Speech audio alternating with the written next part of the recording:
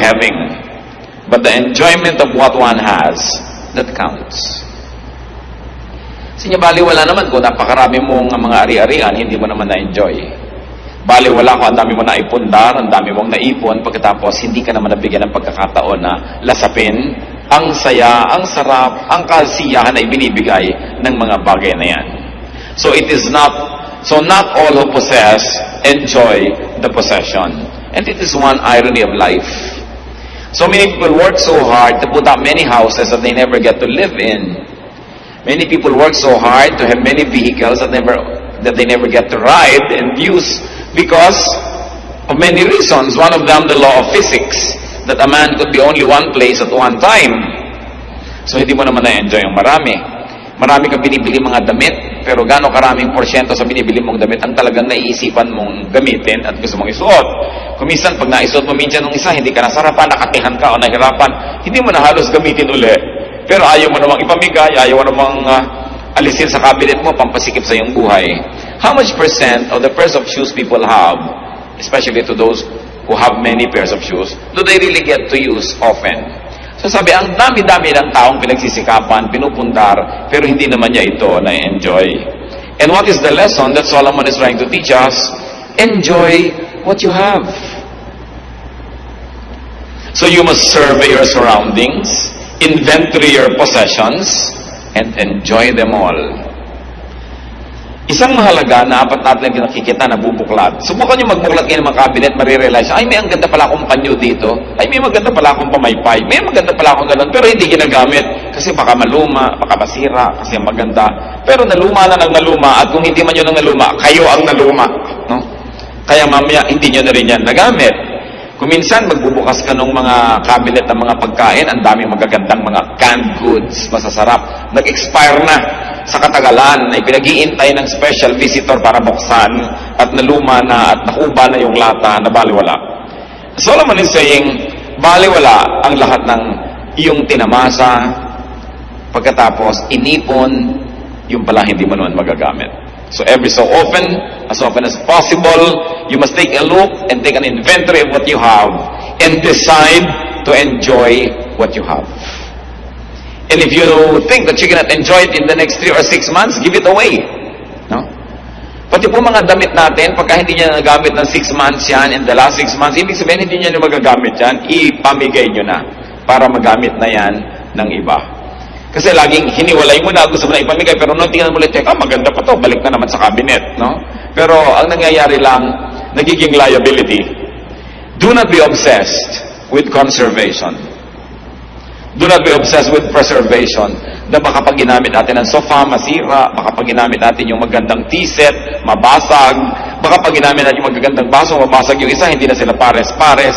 Kasi kung nabasa, kung nasira, naluma, sa paggamit, sulit yon. Pero kahit bagong-bago at ang ganda-ganda, naghihingalo ka na, namatay ka na, hindi mo nagamit, yun ang baliwala. Yun ang sayang. And many people don't want to use precious and beautiful things for fear of losing them. Alam niyo yung kasabihan, something's lost and something's gained in living every day. So kung meron kayo isang magandang bagay at ginamit nyo at saka gagamit nyo na wala tuloy, ganun talaga buhay. Talagang may nawawala, may dumadating, may umaalis. Pero hindi nga nawawala dahil naka-estante, naka-cabinet, naka-lock. It's as good as wala. Kasi hindi natin nagamit. Ang dami mga tao, ang dami nilang Bibles. Pag-araw naming Bible, pero isa lang naman ang ginagamit nila, you give it away. So that people will have good use for your Bibles. Except if you're a scholar and you're always wanting to refer to different versions, but give them away. Ang dami nating gamit, kahit tayo tinatawag na mahirap o hindi tayo mayaman, ang dami pa rin nakatago. Ang kagandang mga panyo, mga bordado, hindi na nagagamit kahit kailan. Yung pala hahawakan niya pagka siya'y nakaburol. Ay, ang ganda ng panyo ng patay. So, gamitin. Do not be obsessed with fear of breaking things. Ganun talaga, things get broken. Parang natatakot ka palang mabalian, so hindi ka na nag-sports. Natatakot ka palang malunod, so hindi ka na lumangoy o nag-swimming. Natatakot kang bumangga yung sasakyan, so hindi ka na umaalis ng bahay. Dapat ang tao na bubuhay siya ng buong buhay, ginagawa niya lahat ng pwede niyang gawin para makaiwas siya sa mga sakuna at ipinapasa Diyos na niya yung resulta nun. But go on living, because life is short. As we have been told that life is 70 years. And if one was very healthy, probably 80. Pero hanggang doon pa rin yun, maiksi yun, kaya hindi dapat sinasayang ang mga sandali. Karamihan, itinuturo sa mga pulpit na tulad nito, sa mga religious gathering, na lagi na lang magtiis ka, magtipid ka, pero hindi yun ang nakikita natin talaga itinuturo sa Biblia, lalo ni Solomon. Because God likes us to have a full life. Life is a gift from God. It is not a problem to be solved. It is a gift to be enjoyed. And a very high level of spirituality is to find the maximum enjoyment in life that God has pre-designed and God has preordained for His people to enjoy. Hindi naman tayo nilikha ng Diyos para parusahan o torturen. Nilikha niya tayo para lasapin natin ang kanyang kabutihan at ang lahat ng kagandahan ng kanyang loob. Of course, things will wear out, things will depreciate, things will fade and tarnish, even disintegrate. But if that happens, well, you are deriving enjoyment and satisfaction from those things, then they would have served their purpose. Basta gamit ang gamit, sulit. Pero kung hindi lang gagamit, baliwala. Bibili ng pagkaganda-gandang sofa, tatakpan ng plastic, at nakaupo sila lahat sa mga bangko, nakaupo sa tabo, sa lata, sa lalagyan ng floor wax, no? Dahil ayaw gamitin ang sofa. Meron ang ganda-gandang kusina, tapos nandun sa dirty kitchen gumagawa. Ano sasampahin mo? Sabi, good morning kusina, ayaw kitang galawin, no? Gagawa ng mga magagandang mga ilaw, tapos ayaw pasindihan. Bakit pa? No? So, kailangan ang tao nagpapasalamat sa Diyos. At isang paraan ng pagpapasalamat is to enjoy what God gives us. Parang kayo, pag nagregalo kayo sa isang tao, ang gusto nyo makita, ginagamit niya yon. Hindi itinatago lang niya sa estante. Ako mayroong isang tao na tuwing Pasko nireregaluhan ko noon, ngayon tinigilan ko na kasi hindi ko nakikita ang ginagamit. Nakalak lahat sa cabinet. Sayang lang. Baliwala. Sumusulit lang yan pag ginagamit. At kung nasira, nawala, habang iniingatan mo naman ang nangyari yun, hindi, get on with life. But ang mahalaga na enjoy mo yan. Ecclesiastes 6, 7-9. All man's efforts are for his mouth, yet his appetite is never satisfied. What advantage is a wise man over a fool? What does a poor man gain by knowing how to conduct himself before others? Better what the eye sees than the roving of the appetite. This too is meaningless, a chasing after the wind. Pag atin pong inanalyze ang philosophy ni Solomon, masyadong deconstructive kung minsan dun sa nakasanayan ng marami na dapat gawin. Kasi sabi niya, ano ba napapala nung mahirap na sobrang magpagod para mag-aral ng mga bagay na ikasisiya ng mga mayayaman? No? Ay, wala naman. Mamatay ka rin. Mamatay siya, mamatay ka rin. Sabi, ano ba ang mapapala nung marunong kaysa doon sa mangmang? Pareho rin niyang mamamatay at pareho rin maaagdasyan. Now, let us not take these things very, very literally. Hindi niya sinasabing baliwala na mag-aaral ka ng manners o i-refine mo yung mga paraan ng pamumuhay. Hindi niya sinasabing baliwala yung matuto ka kasi siya nga nag-aaral din na nag-aaral. Ang ibig lang niyang sabihin, don't be too serious about these things. Natuto ka, gamitin mo. Hindi ka natututo, don't despair. May buhay ka pa rin at tuloy pa rin lang yung buhay at kapareho ka lang ng mga marurunong, pareho lang kayong buhay at pareho rin kayong mamamatay. It is very liberating to learn from Solomon. Not to take ourselves too seriously, not to take every detail of life too seriously, and then to make the most out of every event in life. So anong itinuturo dito ni Solomon sa verses 7-9? Enjoy only what you have and do not covet what you do not have. Sabi niya, better what the eye sees than the roving of the appetite. Mabuti yung hawak mo na kaysa sa yung inaasa mo na malayo. So sabi niya, kung anong meron ka, yun ang iyong enjoyin. Marami pong tao miserable, hindi masaya, hindi kontento. Kasi kung ano yung meron sila, hindi yun ang kanilang ina-enjoy. At kung ano yung wala, yun ang inaasam. Hindi na magtutugma kahit kailan yung supply at demand. At lagi na lang siyang, laging parang kulang. Parang sabi ni Percy Bysshe Shelley, isang Ingles na makata, we look before and after. We don't look at the now. We look before and after and pine for what is not. Ang hinahanap ay yung wala.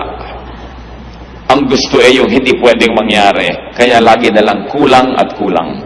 Mga kapatid, anong ibig sabihin to enjoy what you have? and not to covet what you do not have. It can mean misery, it can mean happiness, kung naintindihan natin ang ibig sabihin nun. Lahat ng tao, meron po tayong pag-aari. Meron tayong atin. Meron tayong sariling bahay. Kung hindi man, nire-rent mong bahay, o kaya nakikitira ka, arkinin mo sa iyong puso na ito yung bahay ko. Pero kung ang laging isipin mo yung bahay ng iba, hindi ka nasasaya. Ang bawat tao may trabaho, may profesyon, may ginagawa. Kung ang lagi mo kinakaingitan yung ginagawa ng iba, ano lang mangyayari sa buhay mo? Lahat tayo may kakayahan, may talento. Lahat naman tayo may ilong. May tao ba namang walang ilong? Pero laging ilong ng may ilong ang kinakaingitan mo at gusto mo maging korte ng ilong mo ang ilong niya, hindi ka talaga sasaya. Ang sinasabi ni Solomon, ayan ka, maraming binigay sa iyo ang Diyos. May mata ka, may ilong ka, may kamay ka, may kulay ka, yan ang kutis mo. Ba't laging gusto mong maiba yan? Kaya lagi ka nalang laging kulang, kaya lagi ka nalang hindi masaya. Desiring this man's art or that man's scope, with what I most enjoy, contented least. Sabi naman ni Shakespeare. Lagi nila gusto ko yung kaya niya, yung ginagawa niya, yung talento niya. Kaya tuloy nagsisikap ang tao at sabi ni Solomon, napakaraming pagsisikap ng tao dahil lang sa inggit sa kapwa. Kaya lang naman aral lang aral, hindi naman dahil gustong matuto, dahil gusto niya mas mataas yung grade niya kaysa sa kanyang classmate. Kaya naman palaki ng bahay, hindi naman dahil kailangan kasi nakikipag-compete pala siya sa laki ng bahay sa barangay nila o kaya sa mga kapatid niya o sa mga pinsan niya. Sabi niya, so much of what man does is born out of envy. Kaya nakikipag-compete. No? Tama na sana yung kanyang waistline, pinapalit pa kasi nakikipag-contest pala siya sa isang mas maliit naman yung baywang. Hindi ka natitigil dahil sabi nga sa Desiderata, there will always be the greater and the lesser person than yourself. So what is important is for you to be at peace with yourself. Ito yung height ko, ito. Ito yung weight ko. What I'll do is I'll do my best so that I'll be healthy, pero kung talagang doon na lang, ito ako. Ito yung kulay ko, ito yung buhok ko. Kaya napakaraming tao nakakalbo. Sa dami na nang inilagay ng mga asupre sa ulo para mag-straight ang hair. No? Kung kulot ka ba, di kulot. Marami ka pang mahuhuling insekto. Bakit laging kailangan iba? No? And because of the evils of advertising that forever makes you unhappy with yourself, forever making you covet what other people are and what they have, then people end up being unhappy. So do not covet what you do not have. Ecclesiastes 6:10 to 11. What exists has already been named, and what man is has been known. No man can contend with the one who is stronger than he. At sino yung nire-refer dyan na stronger? Ang Diyos. The more the words, the less the meaning. And how does that profit anyone? So what is Solomon trying to say? That life has been pre-designed. Huwag ka na makipagtalo na may gravity. Meron talaga. No? Di ba ang laging ginagawa ng mga beauty products? Defy gravity. No? Para ka magwawagi, ay talaga namang may gravity. No? Lagi na lamang na yung araw ginagawa mong gabi, yung gabi ginagawa mong araw, wala nang tugma. Laging lihis. Sabi, huwag ka na lang makipag-contest dun sa nakatakda na. Mag-adjust ka na lang, sasaya ka pa. It is pointless to argue with God. Meron pang, bakit ba ako naging Pilipino? Sana dapat ako Eskimo. Pilipino ka nga, kahit mag-isay ka dyan, mapapalitan mo ba yung katotohanan na yon? So, magpakabuting Pilipino ka na. Maraming, bakit ba ako'y pinanganak na mahirap? Mapapalitan mo pa ba yung araw ng iyong kapanganakan at ang iyong sitwasyon? So, gusto mo palang umasenso, paasensohin mo lang sarili mo. Pero huwag mo nang sisihin yung mga magulang, sisihin mo lumaki ka sa isang pulo, sa isang probinsya, kasi ganito, kasi ganyan. Sabi ni Solomon, walang mangyayari. Nakatakda na yan. Mag-adjust ka na lang, sasaya ka pa. So it is pointless to complain about life. Dahil sabi niya, how can you find somebody who is strong? Meaning God. If God in His infinite wisdom has so ordained that this is going to be like this, then let it be. Samantalang hindi naman naniniwala ang inyong lingkod na bawat detalye ng buhay natin ay nakaguhit na, nakasulat na at nakatakda na para lang isang script na babasahin, pero may general framework ang buhay na talagang nakatakda at hindi na yun naiiba pa. Yung mga detalye na lang how you deal with it. Halimbawa, talagang tao ay mamamatay. Kung nakatakda yun, may magagawa ka ba para ibahin yun?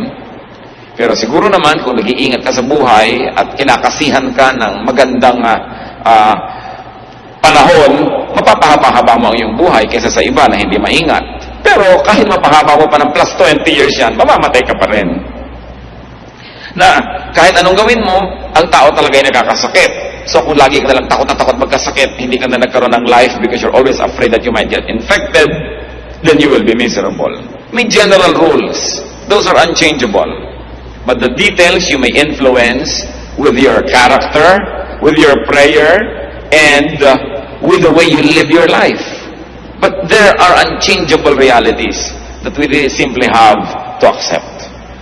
At mas tahimik ang buhay kung hindi tayo makikipagtalo at makikipagtuos sa bawat ganon. Merong mga ganyan mga tao pagka gusto ninyo magpahinga, gusto niya maging active. Pag gusto niya maging active siya, pahinga. In one family, it is horrible to have a member like this. Lahat kayo gusto niyo mag-outing, biglang gusto niyo mag-stay home. Yung kung kayo north say south, kung kayo east say west, laging kalaban ng kalaban ng kalaban. There's always contention, there's always stress, and there's very little relaxation and happiness. So sabi nga, umayon. No? Umayon. Umayon sa panahon, may tag-init, may tag-lamig. Mga Pilipino lang ang init. Para naman bago ng bago, dito ka na nga lumaki, dito ka na tumanda, naninibago ka ba na mainit pag tagaraw? Ang init, ang init. Talagang ganun, mainit ka dito Mabuti ka, mainit dito sa atin. Yung ibang tao, namamatay naman sa lamig sa ibang lugar, no? So, laging baligtad. Alam niyo ba na isa sa mga pinakamabiling tsokolate sa Amerika na tinatangkilik ng mga Pilipino? Choknat. Nung nandito sa Pilipinas, walang inasam kundi kumain, no? Ng mga western products sa tsokolate. Mga nasa Amerika na, choknat ang pinagkakaguluhan. Skyflakes. Pinagkakaguluhan yan, no? Sa mga tindahan ng mga Philippine food sa Amerika. Kung ba't nung nandun, ang inaasa mo yung pagkain dito, nung nandito, ang inaasa mo yung pagkain doon, kaya hindi na kahit kailan mag-swak. Pagka nandito, nagbabakasyon, ay sa Amerika, ganito, mabuti pa sa Amerika, mabuti pa sa Amerika. Pero pag nandito mo sa Amerika, ay, alam mo sa Pilipinas, ganito, ganon. Kahit sana lang siya lumagay, hindi siya masaya. Dapat pag binuksan mo ang iyong maleta, isang araw ka lang nandun, treat it as your home and make it your home. Adjust. People who adjust become happier. And Solomon says that the more argumentation, the more philosophizing, the less sense. So the silence of the wise is more enriching than the speech of fools. Binanggit niya yan. The fools are always talking. They're always complaining. Silence is a speech. Kaya even the silence of God can be the answer to our prayers. It's already the answer. Silence. Pagka tayo may mga tinatanong, hindi sumasagot. Huy, sumagot ka. Silence is the answer. No? Nagte-text ka sa tao, hindi ka sinasagot. Ba't di ka sumasagot? Gusto mo sabihin, yung hindi ko pag-text sa'yo, yun ang sagot ko, ayoko makipag-text sa'yo. Yun ang sagot. Hindi mo ba kayang maintindihan yung silence? When yet Solomon is saying, people are always talking, and fools are always displaying their ignorance by talking a lot. And especially when you talk against life. When you talk against who you are. Tayo mga Pilipino, mahilig pababain ang sarili natin. Laging talking against Filipino-ness, against our culture, against our country. So anong nangyayari? May nasosolve ba tayo? Wala din. Dahil may kapangyarihan po yung spoken word. It is very mysterious, but usually what you always say, begin to happen. Kaya kung ano yung gusto natin mangyari, yan ang sabihin mo. Kung gusto mong yung anak mo ay sumipag, laging, ang sipag ng batang ito. Masipag yan. Ang sipag niya, hindi lagi sabihin, batang yan tamad. Lalo nagkakatamad-tamad. No? Pagka sinabi mo, mahirap na sundo yung biyanan ko, ang hirap talaga. Ako, mahirap maugali niyan. Lalong lumalala. Isang hiwaga yan na dapat nating sigurong arukin at pag-aralan, the power of the spoken word. Sa bagay, hindi naman katakataka. Kasi ang Diyos nga, sinabi niya, let there be light. Nagkakalight. No? Let this happen, nangyayari. We were created in God's image. So, mahirap bang ma-connect na may kapangyarihan ng ating salita. So, talk positive. No? Instead, negative. Because what we say have a mysterious way of becoming real in our lives. Then, verse 12 of Ecclesiastes 6. For who knows what is good for a man in life? During the few and meaningless days he passes through life, through like a shadow. Who can tell him what will happen under the sun after he is gone? Itinatanong ni Solomon, sino nga bang nakakaalam kung ano ang mabuti para sa tao? Sino ang makakapagsabi kung ano ang mabuti para sa kanyang kapwa? Dito sa maiksing buhay na ito, na napakarami namang walang kahulugan. Meron bang makapagsasabi kung ano ang naghihintay na bukas sa atin? Kung ano ang mangyayari sa hinaharap? So what is Solomon trying to say here? That no one really knows the mystery of life. No one. No one really knows the dynamics of man, how to live, and what is good for others and for himself. So anong i-apply natin dyan? Talagang kani-kanyang aral, kani-kanyang trial and error ang buhay. Pati pagpapalaki ng mga anak, wala yang formula. Alam nyo yan, kayo mga nakapagpalaki na.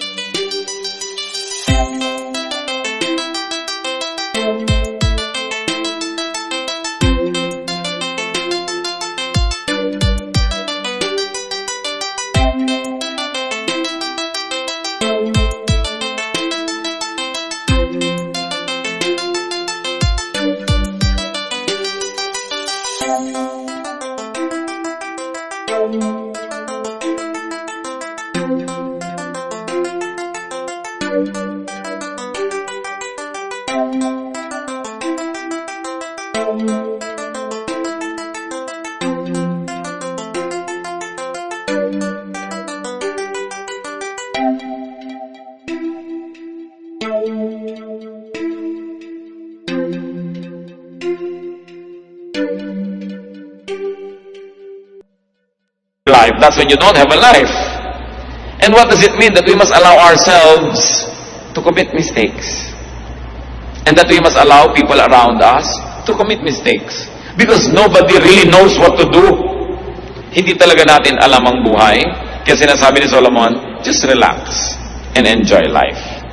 Don't be too serious. Gusto mo lagi kang maging top, maging honor, hindi ka na lagi mag-enjoy niyan. O may mga grading period, may mga time na hindi ka honor, di wag. Ngayon, kung kaya mo lagi maging honor without stealing happiness from your own self and without making other people miserable, then it's all right. You don't always have to be number one. And brothers and sisters, if you can, whenever you can, be wise. Don't be number one. Yan ang isa sa mga pinakamahirap na mga pasalin sa buhay, that you are number one.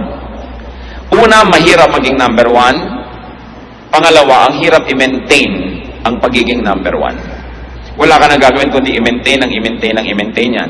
Look at many students, ng mga honor students, they are robbed of their childhood. Lagi na lagi sinusubsub ng nanay sa pag-aaral. Hindi na naging bata kahit kailan. Hindi na nakapag-enjoy na maging bata. Kasi may obsession.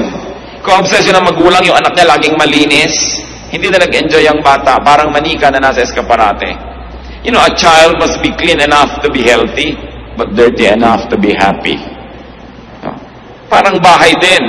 A house must be clean enough to be healthy, but dirty enough to be happy. Kasi kung minsan parang ospital na yung bahay mo, ang higpit pala nung misis na nakatira doon, no? Pati yung asawa, pagka humiga sa kama, nalukot. Tumayo ka, nalukot. Ayusin mo na natin. You know, nilalayasan ng asawa yung mga ganon. There must be a little carelessness, a little, relaxation for life to be nice. Merong mga tao nakahiga na lang at lahat, may makikita pang kaprasong palito sa sahig, babangon pa para linisin. Sobrang obsessed. Pero, you don't only make yourself a slave, but you make everybody else around you miserable, especially when they do not share your enthusiasm, and they are compelled to dance to your music. Kaya dapat din natin ginagawang goal yung madali tayong makasama, yung masarap tayong kasama. No? Hindi yung napakahirap kang kasama, lahat para nakatungtong sa dulo ng sibat. Kailangan mag-balance ka, lahat ng gagawin mo din, numero. So, hirap na hirap ang iyong kasama. Let others enjoy their lives. Why? Because Solomon said, nobody knows how to live life. So don't pretend that you know, and don't pretend that you can impose on others how to live. Hindi ko mo ikaw ang kumikita, hindi ko mo ikaw nagpapakain sa iyong mga tinatangkilik, yung style mo na lagi ang masusunod, yung haba ng patilya, gusto mo ang patilya ng lahat ng pakain mo sa buhay, yung paraan mo ng pagkain, yung timpla ng iyong suka, ang gusto mong masunod ng lahat, dahil ikaw yung may pera. Giving people around us the freedom that God has really intended for every human being is one of the greatest gifts that we can give to people. Napakarami pong buhay, mga kapatid, hindi talaga naipamuhay ng may-ari kasi nakasunod lang sa anino ng iba. Lalong-lalo kung meron tayong tatay o nanay o lolo o tita na very domineering and they also happen to be economically powerful, many lives are never lived. They just become footnotes of the life of the people who control them. Ang Diyos ay hindi niya ginagawa yan. Binigyan niya tayo ng freedom. To the point kasi Adam and Eve sumuway na. Hindi naman niya hinawakan yung kamay para huwag sumuway kasi binigyan niya ng freedom. And because we really don't know, nobody's really sure what works and what doesn't, we must permit the other person, those who are near us, to live life in the way they think they should live it. We should not even impose our morality, even our religious beliefs on others, because even a religious belief is very personal. Ayaw mong kumain ng ganito, huwag mong ipilit sa iba. Ayaw mo ng ganitong gawin dahil sa iyong morality, huwag mong ipilit yan sa iba. Kasi tayo isa-isa, kanya-kanyang haharap sa Diyos. Kanya-kanya tayong mananagot.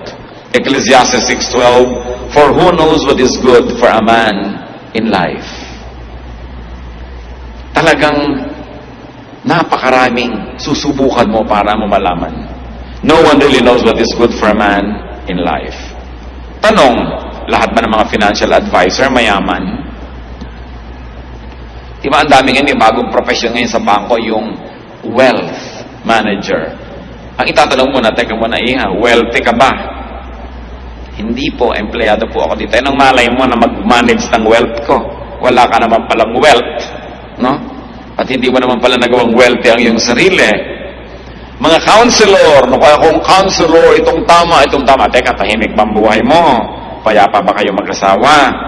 No? Tahimik ba ang iyong pamilya? Tapos counsel ka ng counsel dyan. So, do all counselors enjoy a peaceful life? Are all doctors healthy? Are all caregivers strong? Are all preachers godly? Can fortune tellers tell their own fortunes? Bakit marami manghuhula na mamatay, hindi nila nahulaan na mamamatay sila? No? Can all fortune tellers foretell their own future? Are parents and elders always right? You know that the answer to all this is no. So who are we to impose on others? Ang Diyos ang lumikha sa bawat isa sa atin. Meron tayong mga hiram na mga roles. May authority ka over your children, over, or your students, kung teacher ka. Pero hiram na role lang yon kasi ang tunay lang na authority, Diyos. At ang Diyos, God sets people free. God allows people to know even through elimination and through committing an error. So they say, it was wrong, then I know I'm better now. We must never live the lives of others for them. At yan ang problema ng mga taong sobrang dominante. Control natin ang lahat. Let go. Because they don't enjoy and neither do you. Since no one really knows and understands life, we should be cautious in giving advice, in imposing our beliefs on others. Ecclesiastes 6:8, what advantage has a wise man over a fool? What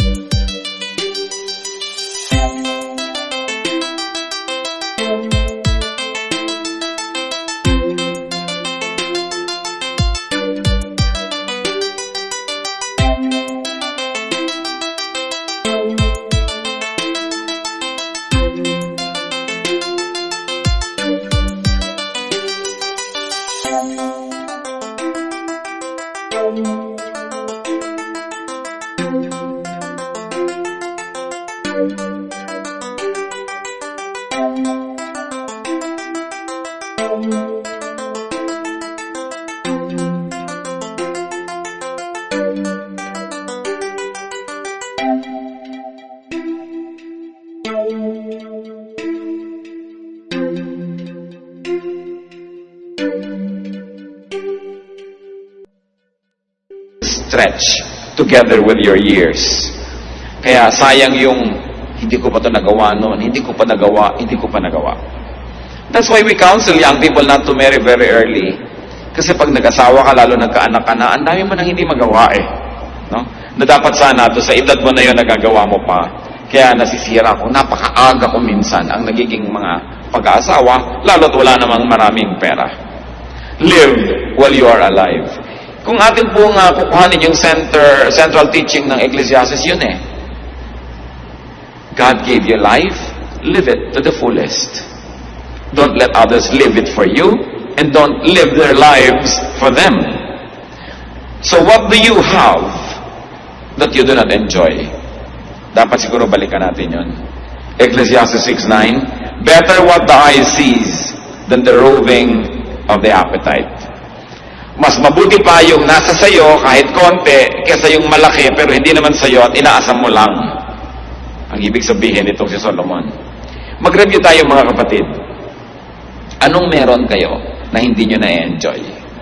Maaaring mga material possessions, maaaring talent or skill, maaaring friendship and social skill, kasi hindi pwedeng walang-wala ka. Laging meron ka. May kaibigan ka, may kakilala ka, may kakayahan ka, may talent, meron kang damit, meron ka sigurong bahay, kung ano man yon. Pero isang pagtataksil sa kabutihan ng Diyos na yung meron tayo, hindi natin ma-enjoy. Pagkatapos, aasam-asam ka dun sa nasa iba at wala ka. Baligtad. At ito pong Ecclesiastes 6:9 na ito, napakalinaw sa contemporary English version. Sabi, it is better to enjoy what we have than to always want something else, because that makes no sense. It makes no more sense than chasing the wind. Aming Diyos, kami po ay nagpapasalamat dahil marami kayong binibigay sa amin. Kung kami binigyan mo ng anak, salamat. Kung kami binibigyan mo ng asawa, salamat.